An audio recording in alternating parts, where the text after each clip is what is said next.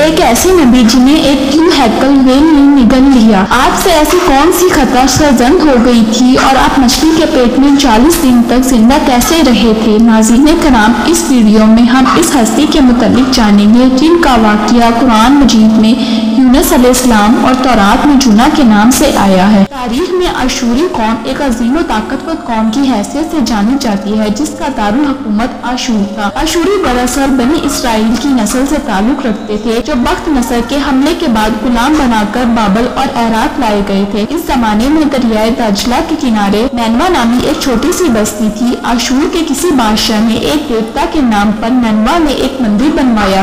رفتہ رفتہ دوسرے بادشاہوں نے بھی مندر اور عمارتیں بنوانا شروع کر دی اور ایک دور ایسا آیا کہ یہ ایک چھوٹا سا علاقہ سلطنت آشوریہ کے عظیم شان دارالسلطنت میں تبدیل ہو گیا۔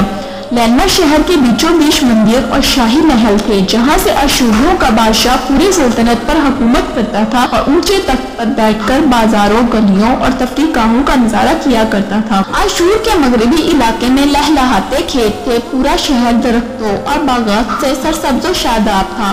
آشوریہ لوگ پتھر تراشنے کے فن میں بھی ماہر تھے، لہذا جگہ جگہ سنگ مرمر کی دیواروں پر انہوں نے اپنے دیوتاؤں کے نقش و نگار بنا رکھے تھے۔ مختصر یہ کہ نینوا تہذیب و تمدن کے لحاظ سے انتہائی ترقی یافتہ شہر تھا۔ آشودا دیوتا ان کا سب سے بڑا دیوتا تھا، نیز یہ لوگ بادشاہ کو بھی خدا کا درجہ دیا کرتے تھے۔ یہ لوگ بت پرستی اور کفر و شرک میں مبتلا تھے۔ اس وقت نینوا کی آبادی 1 لاکھ سے زائد تھی اور یہ 700 قبل مسیح کا زمانہ تھا۔ اللہ تعالیٰ نے اس زمانے میں اس قوم کی ہدایت کے لیے حضرت یونس علیہ السلام کو بھیجا۔ حضرت یونس علیہ السلام کا پورا نام یونس ابن متہ تھا۔ آپ حضرت ہود علیہ السلام کی اولاد میں سے تھے، جبکہ بعض مفسرین نے لکھا ہے کہ یونس علیہ السلام کا تعلق بنی اسرائیل سے تھا۔ حضرت یوسف علیہ السلام کے چھوٹے بھائی بنیامین کے بیٹے تھے۔ جب آپ کو نبوت ملی اس وقت آپ کی عمر 28 سال تھی۔ آپ پر ایک صحیفہ بھی نازل ہوا جو تورات میں یونہی کے نام سے موجود ہے۔ حضرت یونس علیہ السلام سے پہلے آشوری بادشاہ کے پاس گئے اور اپنے پیغام حق سنایا، اسے خدائی کے جھوٹے دعوے سے توبہ کرنے کا حکم دیا اور ایک اللہ کی عبادت کی طرف بلایا۔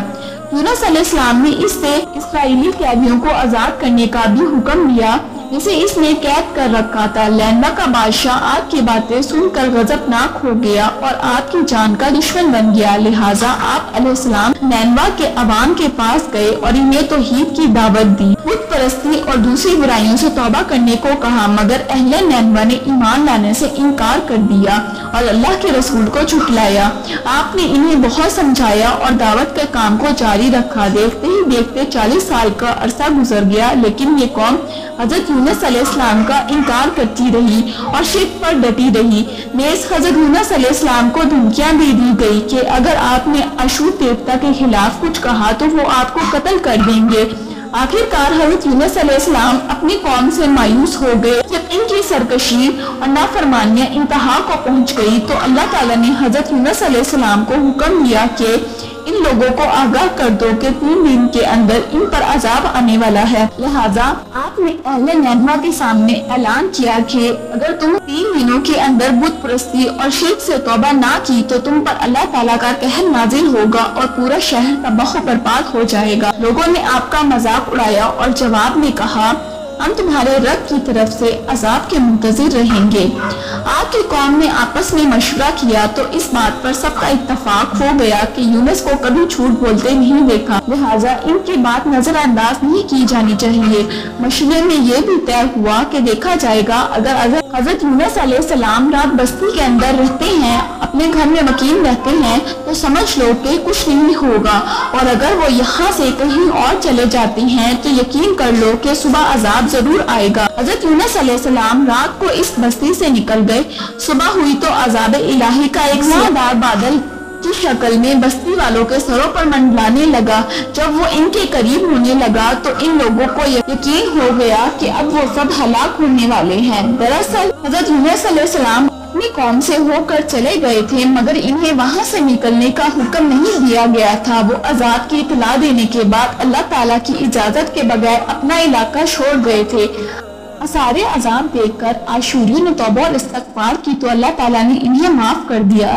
नाज़रीन कराम, अल्लाह ताला किसी कौम को इस वक्त तक अजाब नहीं देता जब तक वो अपनी हुज्जत पूरी नहीं कर लेता।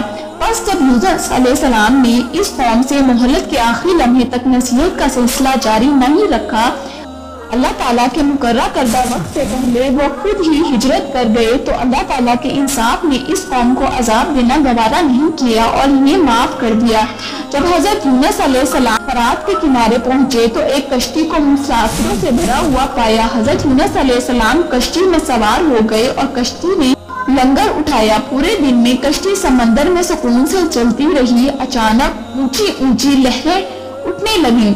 लोगों ने अपना साजो सामान समंदर में फेंक दिया कि कश्ती का कुछ बोझ कम हो जाए, लेकिन कश्ती का बोझ फिर भी कम न हुआ। जब कश्ती डगमगाने लगी तो कश्ती के गर्क होने का यकीन होने लगा। अहले कश्ती ने अपने अकीदे के मुताबिक कहा कि ऐसा मालूम होता है कि किसी कश्ती में कोई गुलाम अपने आगा से भागा हुआ है। जब तक इसको इस कश्ती से अलग ना किया जाए निजात मुश्किल है। यूनुस अलैहिस्सलाम ने सुना तो इनको तंबिया हुआ कि अल्लाह ताला को मेरा रनवा से वही का इंतजार किए बगैर इस तरह चले आना पसंद नहीं आया और ये मेरी आजमाइश के आसार हैं। ये सोचकर इन्होंने अहले कश्ती से फरमाया, मैं वही गुलाम हूँ जो अपनी आका से भागा हुआ हूँ। लिहाजा 3 मरतबा कुरान दावी की गई और तीनों मरतबा हजरत यूनुस अलैहिस्सलाम नाम निकला। तब मजबूर होकर इन्होंने हजरत यूनुस अलैहिस्सलाम को दरिया में डाल दिया। इस वक्त अल्लाह ताला ने एक बड़ी मछली को हुक्म दिया कि इन्हें निकल लो, ये तुम्हारी गिज़ा नहीं है, इसलिए इनके जिस्म पर कोई तकलीफ नहीं होनी चाहिए। मछली ने हजरत यूनुस अलैहिस्सलाम को अपने पेट में निगल लिया। हजरत यूनुस अलैहिस्सलाम ने जब मछली के पेट में खुद को जिंदा पाया तो बारगाहे इलाही में अपनी निदामत का इजहार किया कि मैं वही इलाही का इंतजार किए बगैर और अल्लाह ताला से इजाजत लिए बगैर उम्मत से नाराज होकर निकल आया। हजरत यूनुस अलैहिस्सलाम ने मछली के पेट में अल्लाह ताला को पुकारा और इन पर 3 अंधेरे इकट्ठे हो गए थे। पहला रात का अंधेरा, मछली के पेट, दूसरा मछली के पेट का अंधेरा और तीसरा समंदर का अंधेरा। आपने इन अंधेरों में ये कलमात कहे, अल्लाह तेरे सिवा कोई माबूद नहीं, तू यकता है, मैं तेरी पाकी बयान करता हूँ। बेशक मैं अपने नफ्स पर खुद ही जुल्म करने वाला हूँ। रवायतों के मुताबिक हजरत यूनुस अलैहिस्सलाम ये तस्बीह ना कहते तो कयामत तक मछली के पेट में रहते। रसूलुल्लाह सल्लल्लाहु अलैहि वसल्लम ने फरमाया कि जब यूनुस अलैहिस्सलाम ने ये दुआ कही तो ये कलमात अर्श के गिर्द घूमने लगे। फरिश्ते कहने लगे, ये बहुत दूरों दराज जगह से आवाज आ रही है, लेकिन कान इससे पहले इससे आशना जरूर है और आवाज बहुत ही कमजोर है।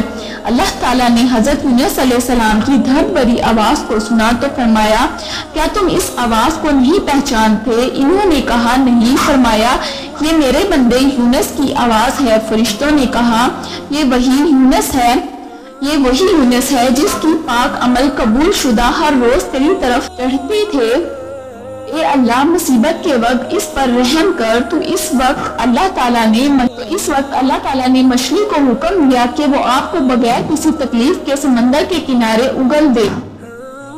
इस मछली ने आपको समंदर के किनारे उगल दिया। मछली के पेट में रहने की वजह से आपका जिस्म ऐसा हो गया था जैसा कि परिंदे का पैदा शुदा बच्चा नरम होता है और जिस्म पर बाल तक नहीं रहते।